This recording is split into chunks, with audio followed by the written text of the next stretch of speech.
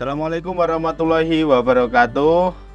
Selamat pagi, bertemu kembali dengan channel Elektronika Indonesia ya. Kali ini kita akan masuk ke materi atau saya akan sharing tentang Internet of Things saat ini. Kita akan compare ya antara permintaan industri, terutama industri ekstraksi atau pertambangan dan manufaktur, karena itu merupakan keahlian kami di situ untuk sementara ini.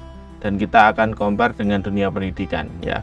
Perkenalkan dulu, saya punya set skill yang lumayan luas di bidang IoT dan teknologi juga. Jadi untuk yang saya share nanti adalah berdasarkan pengalaman, bukan dari sumber buku atau teori ya, tapi berdasarkan pengalaman karena perusahaan kami sudah mengerjakan beberapa proyek-proyek IoT yang berhubungan dengan industri ekstraksi dan juga industri pertambangan, termasuk kita juga membantu beberapa lembaga vokasi. Kita punya MOU juga dengan beberapa lembaga vokasi untuk matching kurikulum, kalau kata orang-orang Kemendikbud, perkawinan massal antara industri dengan lembaga vokasi. Top skill saya Electronics Engineering, lalu IoT Engineering juga, Industrial Automation System Integrator, bisa programming juga dengan multiple language programming. Saya punya skill juga, set skill di AI termasuk machine learning, deep learning. Kemudian di bidang digital marketing saya punya spesialisasi di SEO, juga business accounting juga, kemudian data science. Untuk pengantar bab 1 kita akan bahas tentang IoT dulu, Internet of Things dulu. Definisi IoT. IoT dapat digambarkan dalam sebuah kumpulan perangkat yang terhubung. Kata kuncinya IoT itu adalah things, perangkat, dan connectivity. Nah, itulah baru yang dinamakan dengan IoT. Ke perangkat lain pada jaringan IoT, jaringan internet ya. Perangkat tersebut terdiri dari things yang bertugas untuk merekam data pada sebuah lingkungan. Maksudnya merekamnya adalah data acquisition, ngambil data, grab data dari sebuah lingkungan atau objek. Hasil rekaman yang berupa data kemudian diteruskan atau dikirim ke sebuah aplikasi yang berada di internet. Data yang didapat berikutnya diolah lebih lanjut untuk menampilkan informasi yang tersimpan di balik sekumpulan data. Nah, data ini biasanya ada di back-end ya.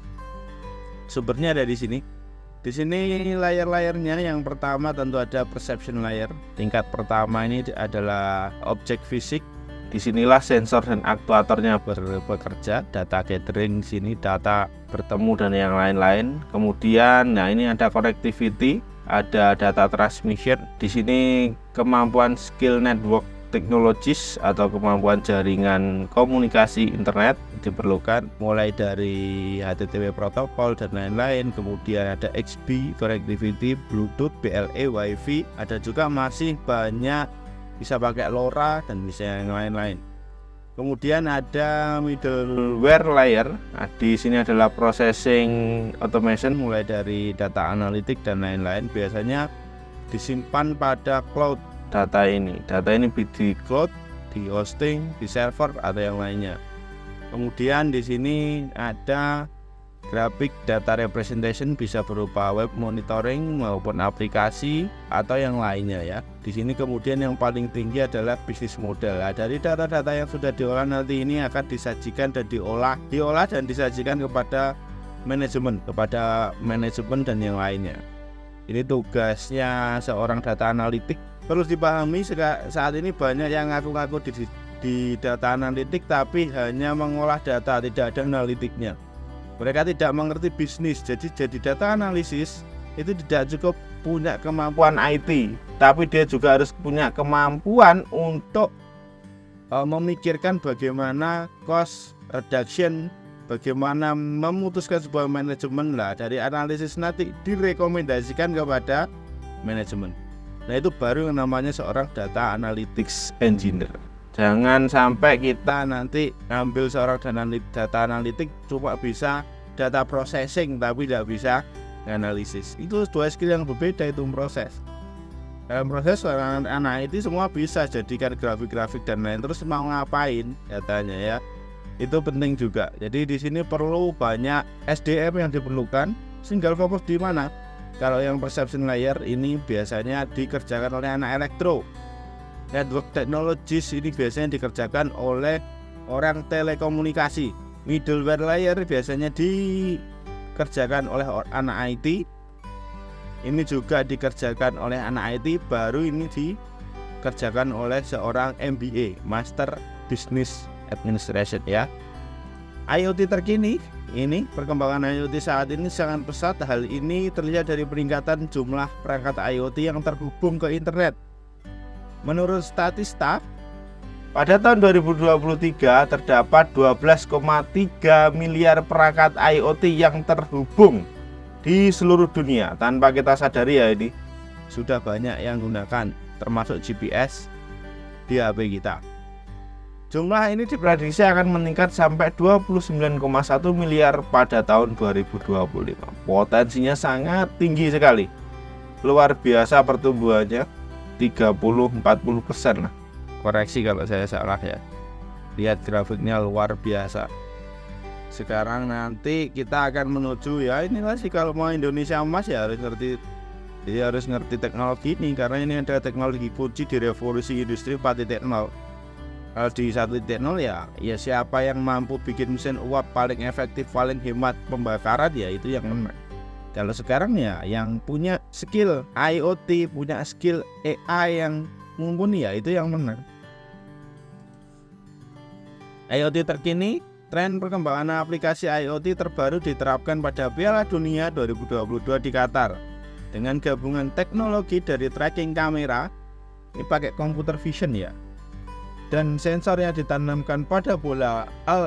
Posisi dari pemain dan bola bisa di-track dan nantinya bisa digunakan oleh wasit untuk mengambil keputusan offside.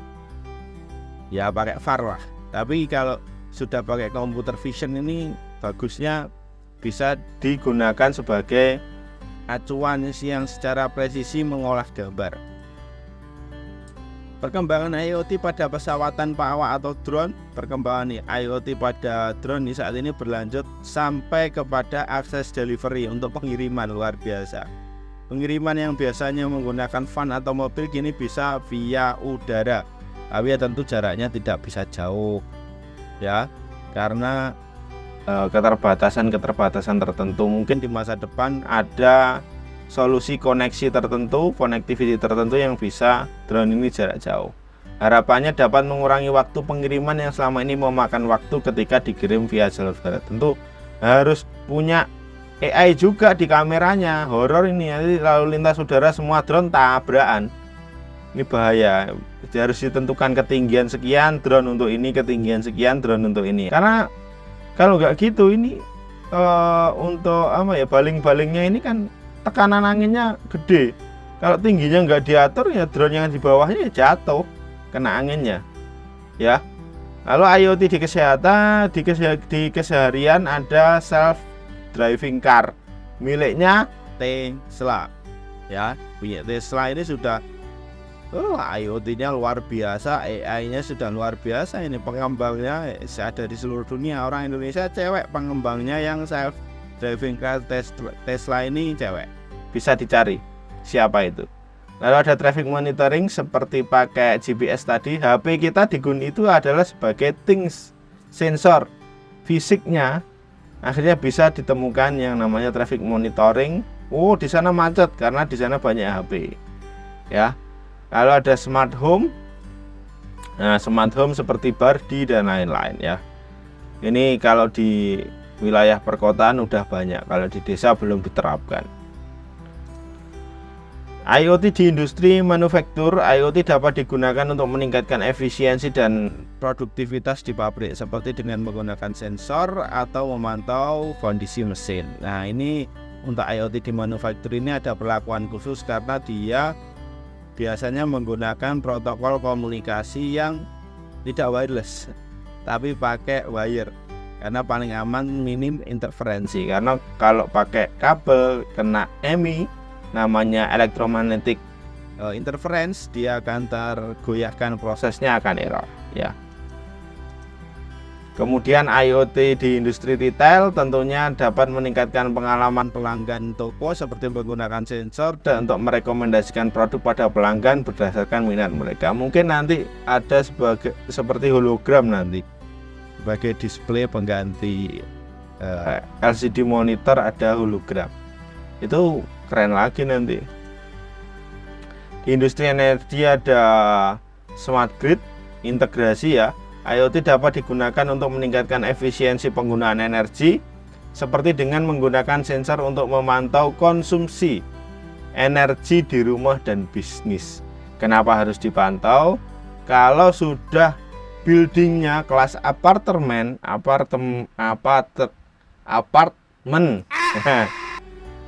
Kalau sekelas apartemen ya, kalau tidak di monitoring, tidak di manajemen, nanti ya boncos semua. Karena biasanya di apartemen itu sudah tokennya per kamar, ada token gas juga. Jadi gasnya nggak ada, penghuni apartemen terus otong-otong dari bawah beli gas 3 kg, nggak ada. Ya itu pasti mereka di kamar masing-masing, di rumah masing-masing, di apartemen masing-masing sudah ada saluran gasnya. Tinggal buka saluran gas, dia pakai meteran gas, tinggal isi token berapa dapat gas berapa kilo gitu. Kalau harus misal lantai 13 bawa LPG 12 kg ya gak mampu lah. Ya semuanya itu sudah terintegrasi kalau pakai apartemen ya. Bab 2, IoT dalam industri ekstraksi ini yang biasa kami kerjakan juga. Ada IoT di industri pertambangan itu biasanya untuk hardware-nya tidak menggunakan PLC. Biasanya mereka menggunakan embedded system karena itu beda. Kalau di industri manufaktur biasanya pakai PLC, HMI, SCADA. Tapi kalau di industri pertambangan mereka lebih ke efisiensi, safety, dan produktif. Menyediakan data-data real time, kemudian memantau kondisi lingkungan kerja dengan mengurangi waktu henti dan lain-lain. Biasanya pesennya embedded system khusus yang kita buat untuk dipasang di beberapa unit atau plant mereka. Nah, biasanya di sini ini unit HD 785. Nah, orang pertambangan pasti sudah kenal lah ini. Sudah lumayan familiar lah. Di sini ada biasanya dikasih GPS, ada radar, ada lidar, ada model lag, biasanya ditambahkan di sini ada monitoring kemiringan ya. Monitoring kemiringan, kemudian safety dump. Jadi di posisi derajat tertentu dia tidak bisa ngangkat dumnya ini agar tidak terjadi kecelakaan kerja fatality ya. Karena di dunia pertambangan fatality harus zero. Kalau ada fatality semua operasional harus berhenti dan ada sidak khusus, ada pemeriksaan khusus ya. Freeport-McMoran, sebuah perusahaan pertambangan dan emas menggunakan IoT untuk mengoptimalkan proses pertambangan di Grasberg di Papua. Data ini digunakan untuk meningkatkan produktivitas operasi pertambangan dan mengurangi biaya ya. Kemudian di industri pertambangan emas juga kami mengerjakan yang ini, ada water pH dan water flow meter ya. Ini digunakan untuk suplai air yang di set yang ada di pertambangan untuk mengukur kualitas air sebenarnya. Layak minum enggak, layak untuk mandi enggak, pH-nya diukur juga di pH tertentu ya. Kalau kena kulit juga bahaya juga kalau nggak dikontrol pH-nya. Ada aliran air, tujuannya adalah untuk pembagiannya agar merata di setiap kamar atau mes. IoT dalam industri manufaktur, nah biasanya untuk automation control ya, maintenance prediction, ada produk personalized, ada supply chain optimization ya. Kemudian untuk ini biasanya untuk membuat sistem berjalan tanpa, biasanya pakai PLC, HMI dan SCADA ada di sini. Nah, kalau industri manufaktur pasti pakai itu karena apa? Itu yang handal di lingkungan yang lumayan keras. Kemudian maintenance prediction, prediksi kerusakan juga biasanya ada di sini, kelihatan di sistem SCADA-nya. Kemudian Produk personalized, proses customisasi produk atau layanan berdasarkan preferensi, kebutuhan dan karakteristik individu. Nah, ada supply chain. IoT mengoptimalkan rute pengiriman, mengurangi waktu tunggu dan meningkatkan manajemen persediaan. Biasanya ini di bagian warehouse. Pasti semua industri manufaktur punya warehouse. Nah, ini warehouse inilah nanti yang akan di IoT kan. Jadi efektif, efisien. Karena biasanya warehouse-nya gede, tidak di maintenance dengan teknologi, ya pasti banyak boncosnya juga, cost banyak yang terbuang. Kemudian PT Semen, contohnya PT Semen Indonesia, ini semen Gresik ya, itu memasang sensor IoT di silo semen untuk memantau tingkat persediaan secara real time. Data digunakan untuk memicu pemesanan ulang otomatis dan memastikan persediaan optimal, menghindari kehabisan stok dan gangguan produksi.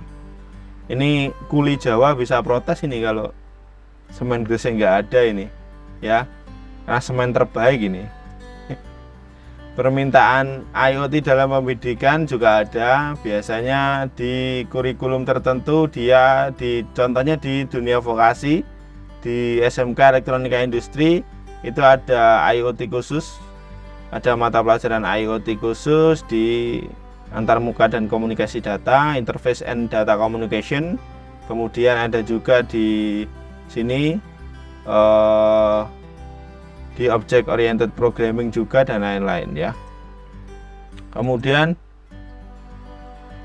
di jurusan teknik elektronika komunikasi itu juga tentu ada tetap IoT tetap, karena ya memang ini biasanya kalau cocoknya ya tadi di pertambangan ya cocoknya. Kalau elektronika industri cocok di semuanya. Kalau elektronika komunikasi cocoknya di industri ekstraksi karena dia menggunakan embedded system. Kemudian ada ini ya, benar kan, sistem elektronika tertanam embedded, standalone maupun IoT. Nah, ada IoT juga, semuanya pasti. Nah, kalau ini fokusnya ke yang atas, orang-orang IT. Jadi IoT itu gabungan dari orang OT, operation, teknologi seperti orang elektro, kemudian ada orang IT. Lengkap. Di sistem informasi dan jaringan juga ada IoT khusus, lebih ke sistem IT-nya daripada ke hardware-nya. Nah, sudah siapkah kesiapan lembaga pendidikan dalam revolusi industri? Nah, ini yang jadi PR, siap atau enggak? Karena kebutuhan IoT engineer ini luas, banyak, tapi yang ngisi SDM yang ngisi cuma sedikit karena butuh skill set yang lumayan tricky lah, lumayan sulit ya. Kesenjangannya seperti ini. Penawaran dari institusi pendidikan itu nggak banyak karena kadang itu ada beberapa guru yang memang tidak mampu mengajarkan itu di sekolah itu. Jadinya harus ada peningkatan kompetensi guru khusus IoT, dan itu tidak bisa pelatihan pendek 1 minggu 2 minggu selesai, nggak bisa. Harus ada pelatihan yang sifatnya simultan, terus menerus. 1 tahun baru saya bisa pastikan minimal bisa basic sampai menengah untuk level IoT. Kalau mau level advance, dia harus mengerjakan proyek nyata di industri. Nah, kesenjangan inisiatif ini ya, kami mulai, siapa yang inisiatif menjembatani, yang harus menjembatani ya tentunya ada BKK, ada juga selain BKK juga ada guru yang ditugaskan untuk keliling untuk itu. Dosen-dosen juga harus upgrade skillnya. Nah, contoh sukses yang sudah membangun IoT adalah ini, ada PT Pupuk Indonesia tadi, PT Freeport, PT Agincode Resource, lalu IoT, Digital Talent. Ini untuk yang pendidikan ya, untuk yang pendidikan seperti ini. Yang tugas kita sebenarnya di Teknolab juga menjembatani itu, karena beberapa murid kita kirim ke klien-klien kita yang membutuhkan membutuhkan manpower di bidang IoT. Biasanya tanpa tes kalau yang dari kita.